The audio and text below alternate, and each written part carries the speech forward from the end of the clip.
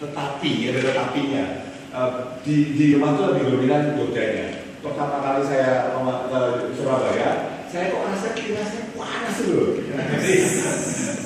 Mas, oh apa? Ya gitu lah. Ya, apa? Gitu ya. Terus begitu makan itu lagi ngobrol di meja makan, ngomongnya, Mas, maunya lebih bersihan apa? Saya lupa. Mas, kalau piano pinteran dikit, Mas. Aku bego banget apa? Padahal maksudnya kan nggak bermaksud untuk meremehkan, merendahkan. Mereka memang yang bicara ke kelas-kelas seperti itu.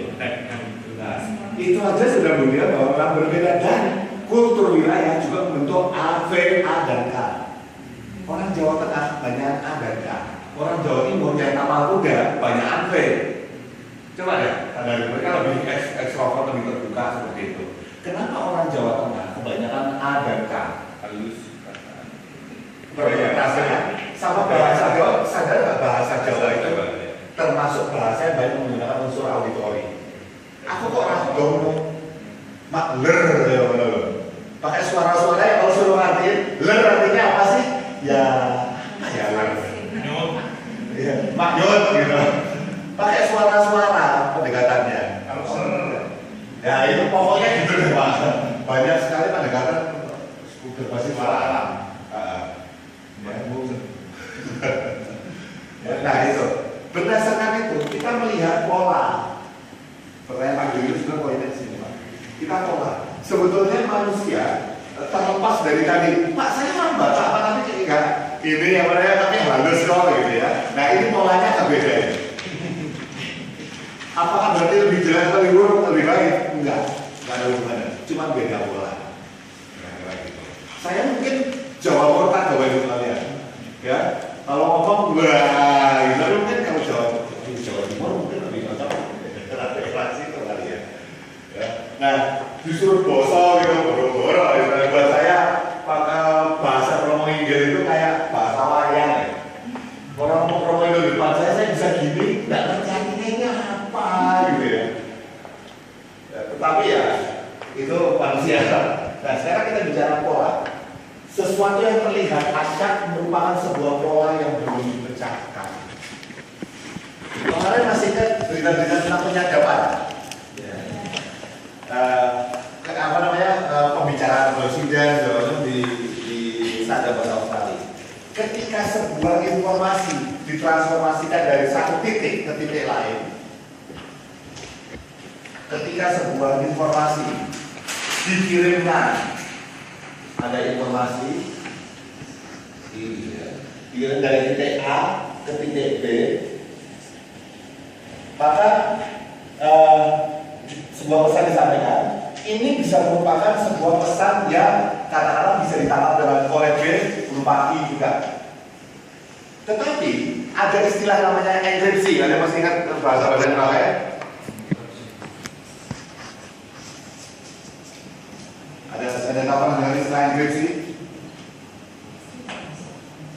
Enkripsi itu coding. Ada istilah decrypt sama encrypt. Kalau saya ngomong misalnya ke Pak Indro, gitu ya, saya ngomong, gitu, itu di encrypt namanya informasinya, dibuat supaya orang lain yang mendengarkan nggak bisa membaca. Pak Indro mendekrypt informasi tersebut sehingga dia mengerti. Semua orang punya enkripsinya sendiri-sendiri. Semua orang punya enkripsinya sendiri-sendiri. Dan artinya apa? Semua orang punya kode bahasanya sendiri.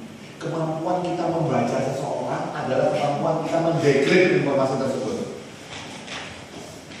Jadi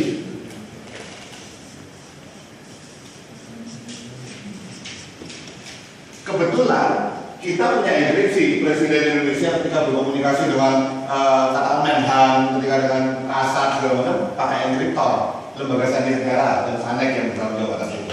Tetapi kebetulan Australia berhasil memecah kodenya sehingga enkripsi. Kan kemarin tuh ribut-ributnya kan gini, apakah tidak disandikan seperti itu kan?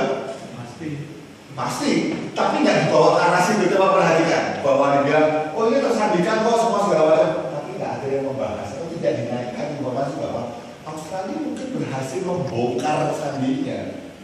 Kenapa? Kalau itu sampai terbuka, kita benar-benar kehilangan muka sekali. Ketidakmampuan kita dalam menutup informasi itu luar biasa berarti. Ya. Pasti disampaikan loh, nggak mungkin tidak. Pakai aplikasi aja bisa. Para hacker tidak meremehkan kita. Hackernya kecil. Ya. Padahal hacker kita bagus-bagus. Hacker Indonesia di luar negeri itu canggih-canggih loh misalnya. Kenapa mereka nggak direkrut terus kemudian suruh bikin kan gitu sebetulnya? Ego. Nah, ketika seseorang berbicara, mereka sebetulnya mempunyai enkripsi. Bahasa tubuh tertentu itu adalah pola untuk melambangkan sesuatu. Begitu kita tidak kelihatan, bukan berarti nggak ada polanya, sebetulnya ada. Cuman belum kita decrypt, belum kita pecahkan polanya. Nah, mengenali pola. Pola itu ada dua, pola verbal, pola dasar sebagai hasil observasi penggunaan kata-kata, dan pola non verbal. Pola dasar sebagai observasi dari intonasi suara dan sebagainya. Jadi tadi kita sudah melakukan observasi. Nah, hasil observasinya, contoh misalnya tadi Mas Imam gitu ya, tangan dia bergerak-gerak, itu pola loh. Kemudian Bu Sri ya, tadi setiap kali bicara masih nengok, itu pola loh, pola non verbal, pola non verbal. Nah, misalnya setiap kali mantuk-mantuk itu pola juga. Itu hasil observasi kita sudah belajar observasi tadi.